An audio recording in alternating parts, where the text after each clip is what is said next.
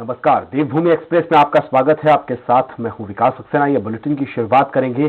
देहरादून में राज्यपाल lieutenant general Gurmeet Singh ने मुख्यमंत्री पुष्कर सिंह धामी से शिष्टाचार भेंट की है। इस दौरान सीएम धामी ने राज्यपाल से कई अहम विषयों पर चर्चा की।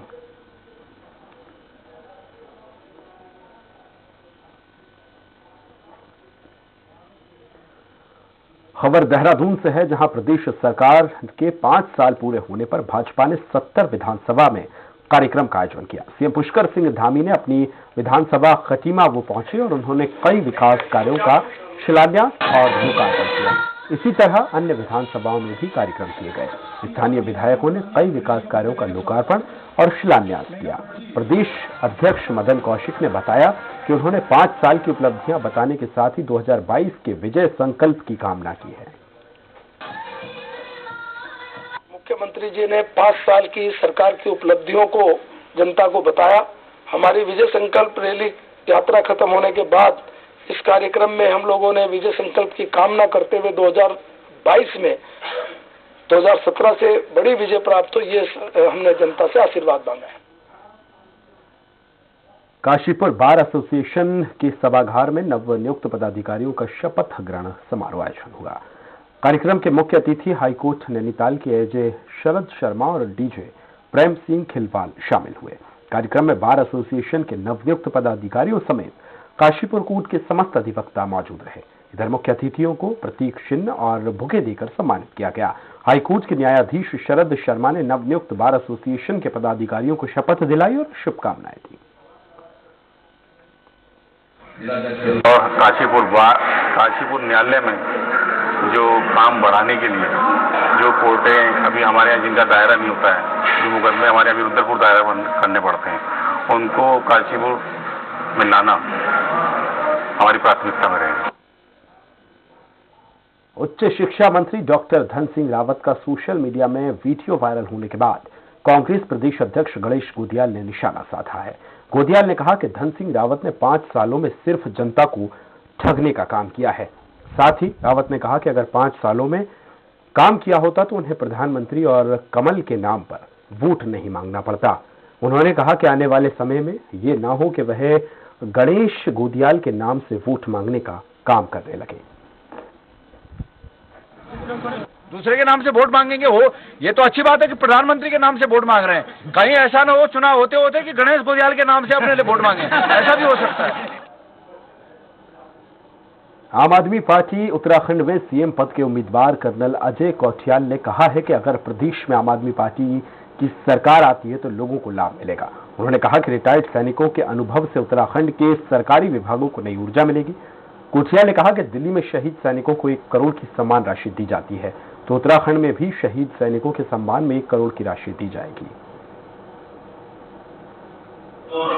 अगर कोई सैनिक शहीद होता है, शहीद की परिभाषा उसमें शहीद होता है, तो जिस दिन वो शहीद होता है उसके अगले दिन आम आदमी पार्टी की सरकार यहाँ पे उसके घर में जाकर के पूरे रिस्पेक्ट के साथ में 1 करोड़ रुपए का चेक देके आएगी, ताकि उसकी शहादत दुनिया को पता चले। आम आदमी पार्टी ने विधानसभा भगवानपुर से आपके वरिष्ठ नेता प्रेम सिंह को प्रत्याशी बनाने की घोषणा की है। वहीं घोषणा के बाद आपने वरिष्ठ नेता प्रेम सिंह को उनके श्रेष्ठ में अगर बात की जाए तो उनके क्षेत्र में मिष्ठान खिलाकर, मिठाइयां खिलाकर उनको इस बात की शुभकामनाएं और बधाई दी है। इस मौके पर उन्होंने कहा कि जो विश्वास जताकर पार्टी ने उनको ये जिम्मेदारी सौंपी है, उस सीट को निकालकर पार्टी को वो समर्पित करेंगे। भगवानपुर में लंबे समय से एक ही परिवार का राज चला आ रहा है और उस परिवार से विधानसभा की जनता त्रस्त हो चुकी है और आप में संभावनाएं अब लोग देख रहे हैं। पार्टी की उम्मीदों पर खरा उतरने की पूरा भरकत प्रयास करूंगा। देखो भी ऐसा है, मैं तो मानता हूं कि जनता के साथ धोखा है। इस परिवार ने जो जिस तरीके से 20 वर्षों से।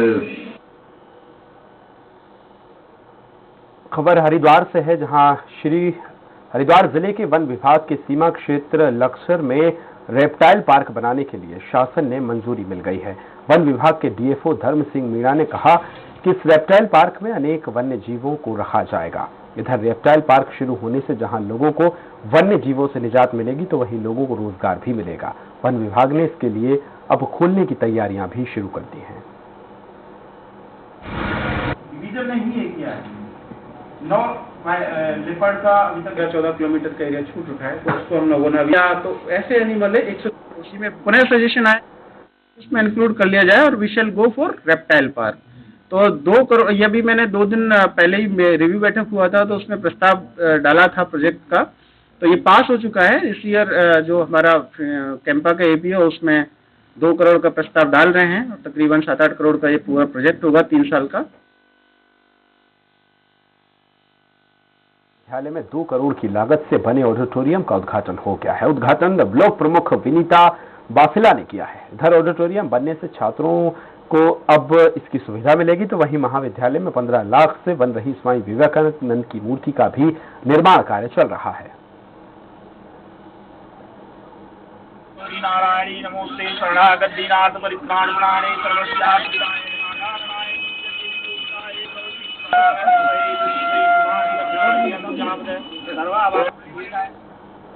हरिद्वार की सबसे पॉश कॉलोनी खन्ना नगर में एक मकान में भीषण आग लग गई।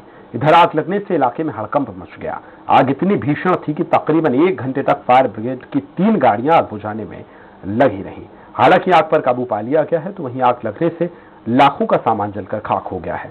आग लगने की खबर लगते ही बीजेपी प्रदेश अध्यक्ष मदन कौशिक, विधायक समेत कांग्रेस के सतपाल ब्रह्मचारी महाराज मौके पर पहुंच गए। हालांकि आग कैसे लगी इसका खुलासा अभी तक नहीं हो पाया है। सबसे पहले कि बड़ी गाड़ी नहीं आ पाई थी क्योंकि कुछ रोड कंस्ट्रक्शन चल रहा था बीच में। उसके बावजूद हमारे पीछे से बड़ी गाड़ी जैसे तैसे पहुंचा है, वहाँ से पाइप ज़्यादा मात्रा में पाइप लगा के आग पर काबू पा लिया गया। कोविड-19 को लेकर चमोली जिला अस्पताल का जिलाधिकारी हिमांशु खुराना ने वहां पर निरीक्षण किया है। अस्पताल का निरीक्षण करते हुए खुराना ने सभी व्यवस्थाओं को ठीक करने का आदेश दिया। जिलाधिकारी खुराना ने आईसीयू और बाल रोग वार्ड का निरीक्षण भी किया। जिलाधिकारी खुराना ने सभी व्यवस्थाओं को ठीक करने के आदेश दिए।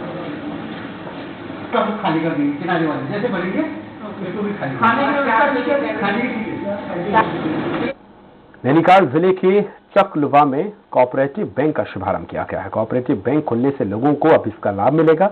इधर शाखा प्रबंधक आशीष बिष्ट ने कहा कि लंबे समय से बैंकों की जरूरत थी, उसी अनुरूप बैंक का शुभारंभ किया गया है। बता दें कि बैंक में सरकारी स्कीमों के तहत लोन दिया जाएगा, किसानों की आय को बढ़ाया जाएगा और दीनदयाल उपाध्याय कल्याण योजना के तहत 1 से 3 लाख का मुफ्त लोन भी दिया जाएगा। काफी टाइम से लोगों की मांग थी कि चकलवा में एक बैंक होना चाहिए। इसी के अनुरूप हमारे नैनीताल डिस्ट्रिक्ट बैंक द्वारा एक शाखा का शुभारंभ हुआ है और मैं आम जनता के लिए ये कहना चाहूँगा कि इन्हें व्यक्ति साक्षरता कैंप लगाए जाएंगे और जितनी भी गवर्नमेंट स्पॉन्सर स्कीम्स हैं उसमें उन्हें लोन दिया जाएगा। हमारे उत्तराखंड के यशस्वी मुख्यमंत्री श्रीमान पुष्कर सिंह धामी जी ने और साथ में कोऑपरेटिव बैंक के हमारे मंत्री श्रीमान धन सिंह रावत जी ने चकलवा क्षेत्र में बैंक खोला। नैनीताल जिले में कोरोना केस बढ़ने के बाद प्रशासन अलर्ट हो गया है। हल्द्वानी में रोडवेज स्टेशन में स्वास्थ्य विभाग ने सैंपलिंग करवाई है। भीड़ भाड़ वाले इलाकों में ताबड़तोड़ सैंपलिंग करवाई जा रही है। प्रशासन ने सभी के तहत आयोजनों को अब निरस्त कर दिया है। मास्क पहनने और सोशल डिस्टेंसिंग का पालन करने के लिए पुलिस कड़ा रुख अपना रही है। बढ़ते मामलों को देखते हुए प्रदेश सरकार पूरी तरह से तैयार है। आप बाबू अपना सैंपलिंग करा लें। देखिए, जिलाधिकारी महोदय द्वारा बैठक करके इसमें निर्देश दिया गया है कि जितने भी भीड़ भाड़ वाले इलाके हैं और सभी जगह सैंपलिंग कराई जाए। तो इसी क्रम में जो आज हमारी टीम है उसमें हम रोडवेज बस स्टेशन, ट्रांसपोर्ट नगर जहां बाहर से गाड़ियां आ रही हैं, विशाल मेगा मार्ट, इन सभी जगह पे सैंपल कर रहे हैं और इसका एक ही उद्देश्य है कि संक्रमण की दर पर नजर रख सकें पूरी तरीके से। उसके बाद हमारी ऑक्सीजन का प्रबंधन जो है बहुत अच्छा हो गया है। सब जगह हमारे जनरेशन प्लांट्स अच्छी कैपेसिटी के हो गए हैं। स्पेशली हमारे मेडिकल कॉलेज में 5000 LPM क्षमता के अलग अलग प्लांट्स लगे हुए हैं, प्लस हमारा स्टोरेज टैंक भी वहाँ पे 2 लगे हुए हैं 20 KL के। देहरादून में कोविड-19 के बढ़ते मामलों को लेकर राज्य सरकार ने नई गाइडलाइन जारी कर दी है। वहीं प्रशासन ने कई चीजों पर पाबंदी लगा दी है। वहीं अब 16 जनवरी तक राज्य में कोई भी जनसभा और चुनावी रैली नहीं होगी। विधानसभा चुनाव के लिए वर्चुअल माध्यम से ही राजनीतिक पार्टियां आवाम से संपर्क कर सकेंगी, जिसको लेकर आम आदमी पार्टी ने भी अब पूरी तैयारियां कर ली हैं। देखिए, आम आदमी पार्टी तो वो पार्टी है जो तकनीक को प्रमुखता देती है और आम आदमी पार्टी ने ही राजनीतिक दलों को कैसे तकनीक का इस्तेमाल करते हैं ये सिखाया है। जरूरत पड़ेगी तो आम आदमी पार्टी सक्षम है वर्चुअल रैलीज में और हम वीडियो कॉन्फ्रेंसिंग के माध्यम से अपनी रैलियों को कर सकते हैं। जो भी सरकार की गाइडलाइन आएगी कोविड को लेकर, उसका अक्षरशः पालन किया जाएगा। जसपुर के तहसील परिसर में सब्जी मंडी भी लग रही है। वहीं मंडी में कच्चे आढ़तियों ने अपने आड़त की समस्याओं को लेकर उप जिलाधिकारी को ज्ञापन सौंपा है, जिसमें बताया गया है कि मंडी के अधिकारियों ने कच्चे आढ़तियों को नोटिस भेजा है, जिसमें 24 घंटे में मंडी खाली करने को कहा गया है। आढ़तियों का आरोप है कि विभागीय अधिकारी पैसों की मांग कर रहे हैं। आढ़तियों ने कहा कि सब्जी मंडी के लिए एक फड़ दिया हुआ है और पिछले 30 सालों से वहां पर फड़ लग रहा है। पहले भी इन्होंने नोटिस दिए थे हमें, लेकिन उससे पहले सॉर्ट आउट कर लिया था इन्होंने। लेकिन अब ये कह रहे हैं कि हमें इसे 24 घंटे में तत्काल खाली करो, और नहीं तो पुलिस के द्वारा कार्रवाई करी जाएगी। और हम कल इनसे मिले तो इन्होंने हमसे ये कहा कि प्रसाद चढ़ लिया नहीं चढ़ लिया। हमने कहा हम तो कैसा प्रसाद, हम क्या जानते। बोले प्रसाद दोगे तभी आप बैठोगे। अभी ये ज्ञापन दिया गया था कि जो कि यहाँ के सब्जी विक्रेता है, थोक मंडी समिति के आड़ती हैं, तो उनके द्वारा ज्ञापन दिया गया था कि विगत ये 30-40 वर्षों से यहाँ पर सब्जी मंडी में अपना मंडी लगाते हैं, लेकिन अभी इनको अतिक्रमण दिखाते नोटिस दिया गया। खबर देहरादून से है, जहां पहाड़ी क्षेत्रों में बर्फबारी हो रही है, वहीं मैदानी क्षेत्रों में जमकर मूसलाधार बारिश हो रही है। बर्फबारी के चलते कड़ाके की ठंड से ठिठुरन बढ़ गई है और लोगों का जनजीवन अस्त व्यस्त हो गया है। ज्यादातर बर्फबारी यमुनोत्री, गंगोत्री, बद्रीनाथ और केदारनाथ में हो रही है, जिसके अलावा चमोली और उत्तरकाशी जिले में भी जनजीवन अस्त व्यस्त हो गया है। बारिश और बर्फबारी है हल्की से मध्यम दर्जे तक की, वो करीब करीब ज्यादातर जगहों में उत्तराखंड में वो देखने को मिलेगी। साथ ही जो है इसकी वजह से जो लाइटनिंग या हेल है या बिजली कड़कना और साथ ही जो है ओलावृष्टि जो है, तो वो भी देखने को मिलेगी। मसूरी में भारी बारिश के चलते तापमान में भारी गिरावट दर्ज की गई है। अन्य ऊंचाई वाले क्षेत्रों में भी बर्फबारी शुरू हो गई है। ठंड से बचने के लिए लोग गर्म कपड़ों और अलाव का सहारा ले रहे हैं। पर्यटक धनौल्टी और सुबाखोली में बर्फबारी का आनंद ले रहे हैं। मौसम विभाग ने आगामी 3 दिनों तक ऊंचाई वाले क्षेत्रों में बर्फबारी और बारिश का अनुमान जताया है, जिससे अब प्रशासन भी अलर्ट हो गया है। वहीं पुलिस ने व्यवस्थाओं को सुधारने को लेकर तैयारियां शुरू कर दी हैं।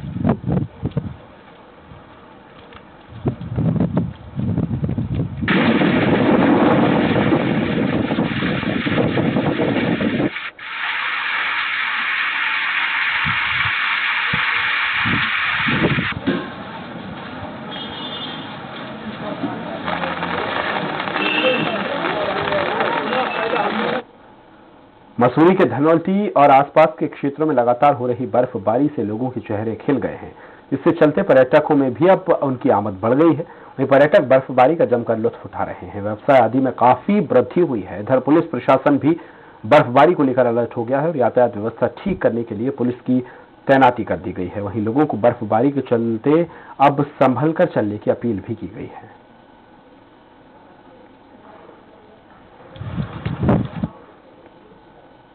मौसम विभाग की चेतावनी सही साबित हुई है और जिसमें चमोली के पहाड़ी इलाकों में बर्फबारी शुरू हो गई है, तो वहीं निचले इलाकों में रिमझिम बारिश हो रही है। इधर बर्फ बारिश के बीच मवेशियों को खुले आसमान के नीचे रहना पड़ रहा है।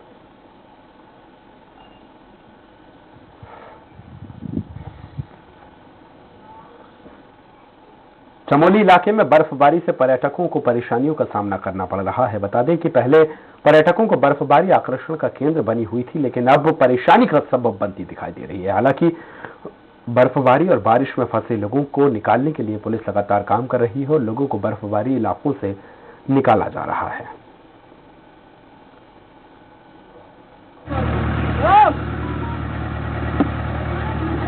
किसका तरह से पत्थर को खिंचवाता है? उसे रहने दो, तुम उसे रहने दो, उसे मत देख, तो आगे ले जा पहले गाड़ी में।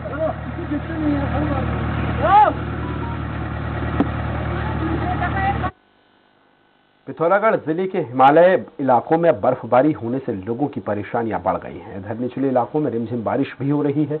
उधर लोगों को बर्फबारी और हल्की बारिश से परेशानियों का सामना करना पड़ रहा है।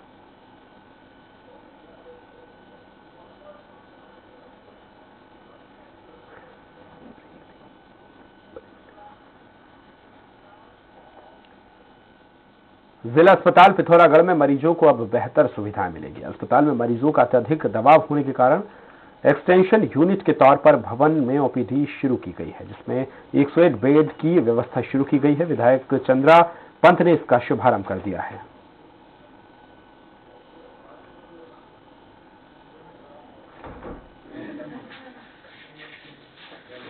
हमारे पिथौरागढ़ जो डिस्ट्रिक्ट हॉस्पिटल है उसमें काफ़ी लोड है और जिसके कारण वहाँ मरीजों को परेशानियाँ होती हैं, इसलिए हमने आज देश हॉस्पिटल में ओपन की। इसमें सचिव महोदय के द्वारा मुझे निर्देशित भी किया और उन्होंने सैद्धांतिक सहमति दे रखी कि इसे हम टेम्पररी बेसिस पे एक हॉस्पिटल के तौर पे डिस्ट्रिक्ट हॉस्पिटल के एक्सटेंशन के तौर पे काम में ले रहे हैं, ताकि यहाँ हमारे बेड का नंबर बढ़ जाए और कुछ ओपीडी फैसिलिटीज भी यहाँ पे चल पाए। डोईवाला सामुदायिक स्वास्थ्य केंद्र का उच्चीकरण नहीं होने से युवक अब कांग्रेस नाराज है। प्रदर्शनकारियों ने सरकार का पुतला जलाया है। स्वास्थ्य केंद्र को पीपीपी मॉडल पर कर दिया गया है। पीपीपी मॉडल पर होने के बाद सुविधाओं में सुधार नहीं किया गया है। इधर युवक कांग्रेसियों ने स्वास्थ्य केंद्र को पीपीपी मॉडल से मुक्त कराने की मांग की है। पूर्व मुख्यमंत्री के हाथ में डोईवाला की कमान है और आज जो हम लोगों ने ये सरकार का पुतला दहन किया है, सबसे प्रमुख जो मुद्दा है डोईवाला विधानसभा क्षेत्र का, हमारे क्षेत्र का सामुदायिक स्वास्थ्य केंद्र है जो राष्ट्रीय राजमार्ग से लगता हुआ है, क्योंकि डोईवाला जो विधानसभा क्षेत्र है इसमें ज्यादातर ग्रामीण क्षेत्र आता है। प्रधानमंत्री की सुरक्षा चूक को लेकर बीजेपी और कांग्रेस में आरोप प्रत्यारोप का दौर शुरू हो गया है। देहरादून में कैबिनेट मंत्री गणेश जोशी ने कहा कि प्रदेश में सुरक्षा की जिम्मेदारी राज्य सरकार की होती है। उन्होंने पंजाब सरकार पर तीखा हमला बोलते हुए कहा कि कांग्रेस की सोची समझी साजिश के तहत प्रधानमंत्री की हत्या का प्रयास किया गया था। उन्होंने कहा कि जहां पर यह घटना घटी है वहीं से पाकिस्तान 30 किलोमीटर की दूरी पर था। उन्होंने कहा कि भगवान की कृपा रहेगी वहां से प्रधानमंत्री सकुशल वापस लौट आए। उधर कांग्रेस ने भी जवाबी हमला बोलते हुए कहा कि प्रधानमंत्री की रैली में भीड़ न जुटने के चलते उन्होंने रैली को रद्द किया और अब सुरक्षा का राग अलाप रहे हैं। उन्होंने नसीहत दी है कि भाजपा नेताओं को एसपीजी एक्ट पढ़ना चाहिए, उसमें क्या लिखा होता है। उन्होंने साफ तौर पर कहा कि पीएम की सुरक्षा के मामले में एसपीजी के ही अंडर है। उन्होंने मांग की है कि एसपीजी डायरेक्टर को बर्खास्त कर देना चाहिए और गृह मंत्री को अपने पद से त्याग पत्र दे देना चाहिए। कि जिस कांग्रेस के दो प्रधानमंत्री आतंकवाद के शिकार हुए हों, उससे प्रदेश का मुख्यमंत्री, क्योंकि प्रदेश के अंदर सुरक्षा की जिम्मेदारी प्रदेश सरकार की होती है, जिस प्रकार एक षड्यंत्र के तहत उनकी हत्या करवाने का प्रयास किया, मैं तो ये कहूंगा, क्योंकि जहां पर यह घटना घटी वहां से पाकिस्तान बॉर्डर 30 किलोमीटर दूर था। जिस पुल पर गाड़ियां रुकी थी उसके नीचे आर्टिस्ट लगा सकते थे। वो तो प्रभु राम की कृपा है, सुरक्षा बलों ने सुरक्षित उनको वहां से निकाल लिया। एसपीजी को जो अधिकार है कानून के अनुसार, वो अपने प्रोटेक्टी को अगर उनकी सुरक्षा पे खतरा है और जबरदस्ती गाड़ी में उठा के भी डाल सकते हैं, हवाई जहाज के अंदर भी डाल सकते हैं। जब इतनी अधिकार एसपीजी को हो और प्रधानमंत्री जी 112 किलोमीटर दूर सड़क मार्ग से जाने की जिद कर रहे हो और फिर सुरक्षा चूक का बहाना देकर अपनी रैली को भंग कर रहे हो। देहरादून में 3 जनवरी से 7 जनवरी तक कुमाऊं मंडल के सांस्कृतिक दलों का ऑडिशन किया गया है। गढ़वाल मंडल के जो दल पूर्व में छूट गए थे उन दलों को ऑडिशन भी संपन्न हो गए हैं। ऑडिशन में सफल होने वाले सांस्कृतिक दलों के परिणाम भी घोषित कर दिए गए हैं।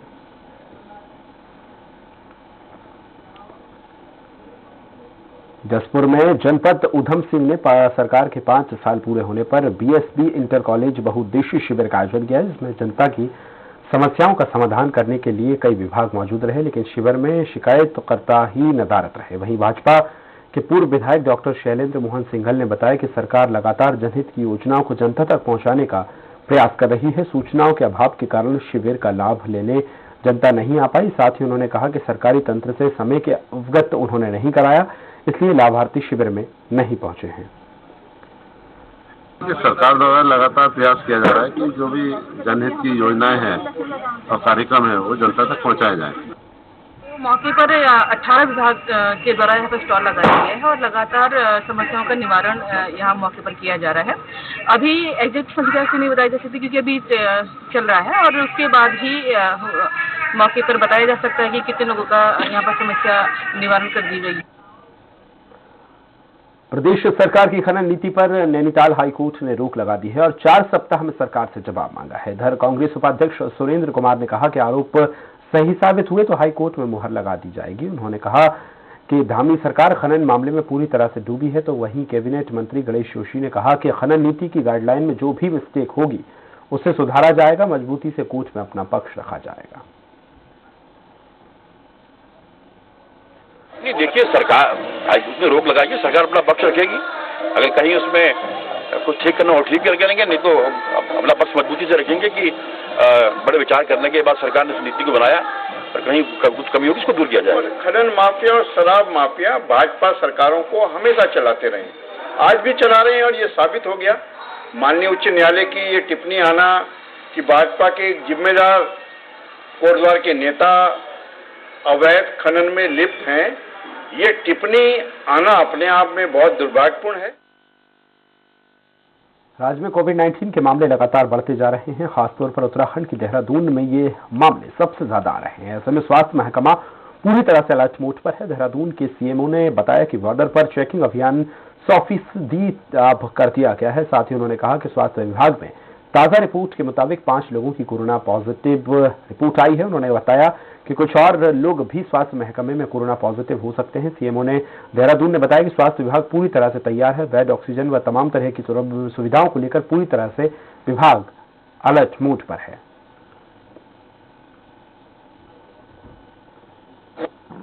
तैयारियां वही हैं जो हमने पहले से कर रखी हैं। चाहे हमारे चिकित्सालय जो है पूरी तरह से दुरुस्त है, ऑक्सीजन की व्यवस्था पूरी है, दवाइयां हमारे पास हैं, चिकित्सक जो है लगातार जब से हमारी दूसरी लहर खत्म हुई थी तब से वो लोगों को ट्रेनिंग दी जा रही है। उन्होंने इंटरनल ट्रेनिंग कर रहे हैं। हमारे सारे जो अस्पताल के कर्मचारी हैं उनको ट्रेंड किया जा रहा है। देहरादून में कोरोना के बढ़ते मामलों के चलते जिलाधिकारी, डीआईजी सहित वरिष्ठ पुलिस अधीक्षक की संयुक्त टीम ने कई स्थानों और बाजारों का औचक निरीक्षण किया है और मास्क नहीं पहनने वालों पर चालानी कार्रवाई की है। साथ ही उन्होंने मास्क वितरित किए हैं। निरीक्षण के दौरान दुकानदार बिना मास्क और सोशल डिस्टेंसिंग का पालन करते नहीं दिखे, जिनका चालान काटते हुए उन्होंने सख्त हिदायत दी है कि जो भी अगर नियमों को तोड़ेगा तो उन पर कार्रवाई की जाएगी। कोरोना गाइडलाइन का पालन नहीं करने पर कार्रवाई की चेतावनी भी उन्होंने दी है।